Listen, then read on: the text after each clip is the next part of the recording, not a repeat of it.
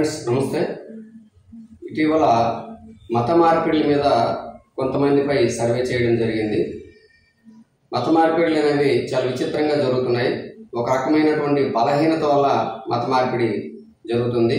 ఆ బలహీనతను ఉపయోగించుకొని కొంతమంది వాళ్ళ మతంలోకి ఇతర మతస్థుల్ని ఆకర్షించుకుంటున్నారు. అందులో మీకు ఒకటి ఇప్పుడు చెప్తాను చూడండి. ఒక పాఠశాలలో ఒకప్పుడు విద్యా వాలంటీర్ పోస్టులు ఉండేవి. ఒక విద్యా వాలంటీరు ఆమె ఒక మతస్థురాలు. ఆమె ఇంకొక టీచర్ని మతం మార్చాలనుకుంది. మతం మార్చడం కోసం ఆ వాలంటీర్ ఏం చేసిందంటే ఆ ఉపాధ్యాయుడితో అక్రమ సంబంధం పెట్టుకొని తర్వాత క్రమంగా తన మతంలోకి మార్చేసింది. ఇప్పుడు ఆ టీచర్ ఏం చేశాడంటే వాళ్ళ కుటుంబం మొత్తాన్ని తను మారిన మతంలోకి మార్చేసి, అంతేకాకుండా చుట్టుపక్కల ఉన్నటువంటి వ్యక్తులు కూడా చాలా మందిని మార్పిడికి గురి చేస్తున్నాడు. అలాగే విద్యార్థుల మీద కూడా మత మార్పిడి కోసం మోటివేషన్ ఇస్తున్నాడు అన్నమాట.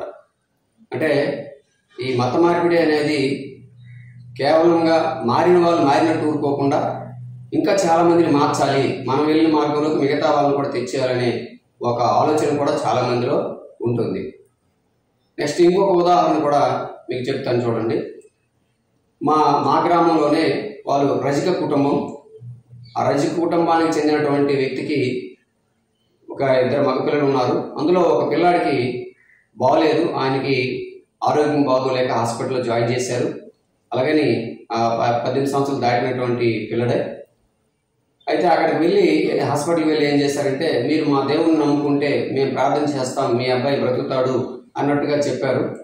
మరి మెడిసిన్ ప్రభావం ఏ ప్రభావం మనకు తెలియదు. ఆ అబ్బాయి అయితే అప్పుడు బ్రతికాడు కదా అని వాళ్ళు ఏం చేశారంటే మతం మారిపోయిన తర్వాత అలాగా మతాన్ని అనుసరిస్తుండేవాళ్ళు. అంతకుముందు వాళ్ళు అనుసరించినటువంటి మతాన్ని అంతటినీ కూడా వదిలేశారు. ఎంతమంది చెప్పినా కూడా వినకుండా ఈ కొత్త మతాన్ని ఆచరించిన తర్వాత ఆ కుర్రాడికి పెళ్ళి అయిన తర్వాత 2 పిల్లలు పుట్టారు. చిన్న పిల్లలు. వాళ్ళు 2 పిల్లలు ఉంటుండగా చిన్న పిల్లలు, ఇంకా 1 సంవత్సరం ఒకడు 2 సంవత్సరాలు ఒకడు ఆ ఏజ్తో ఉంటారు ఆ పిల్లలు. ఆ పిల్లలిద్దరూ ఉంటుండగా అతనికి మళ్ళీ బాగోలేక చనిపోయాడు. ఆ తర్వాత వాళ్ళు కొంత రియలైజ్ అయ్యారు, అరే మతం మారినంత మాత్రం మనకి ఏదో న్యాయం జరిగిపోద్దని దొరికితేని కర్మానుసారం కొన్ని జరుగుతుంటాయి అని రియలైజ్ అయ్యి మళ్ళీ పాత మతంలోకి వాళ్ళు వచ్చారు. కానీ కొంతమంది అయితే రావట్లేదు, వాళ్ళు మారిన మతంలోనే ఉండిపోతున్నారు. ఇంకొక ఉదాహరణ మా పక్క ఊర్లో జరిగింది చెప్తాను చూడండి. వాళ్ళకి పిల్లలు లేరు. పిల్లలు లేకపోతే కొంతమంది వెళ్ళి మీరు మా మతంలోకి మారితే మీకు పిల్లలు పుడతారని చెప్పడంతో ఆయన మతం మారిపోయాడు. ఆయన ఇప్పుడు ముసలైపోయాడు, కానీ ఇప్పటి వరకు కూడా ఆయనకు పిల్లలు కలగలేదు. పిల్లలు కలగకపోయినప్పటికీ కూడా ఆయన మాత్రం కొత్తగా వచ్చినటువంటి మతంలోనే ఉన్నాడు, కానీ మళ్ళీ పాత మతంలోకి వెళ్ళలేదు.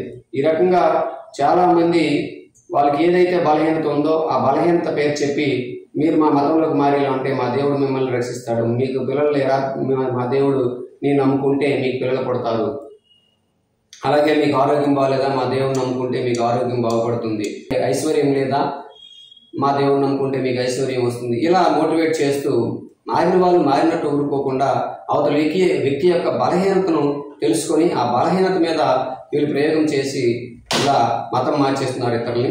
ఈ రకంగా చాలా జరుగుతున్నాయి. కాకపోతే వీడియో పెరిగిపోద్ది, చాలా ఉదాహరణలు ఉన్నాయి. కాబట్టి మతం మారినంత మాత్రాన మన గతం మారిపోదు, మన గతి మారిపోదు. ఆ కష్టే ఫలే అన్నారు.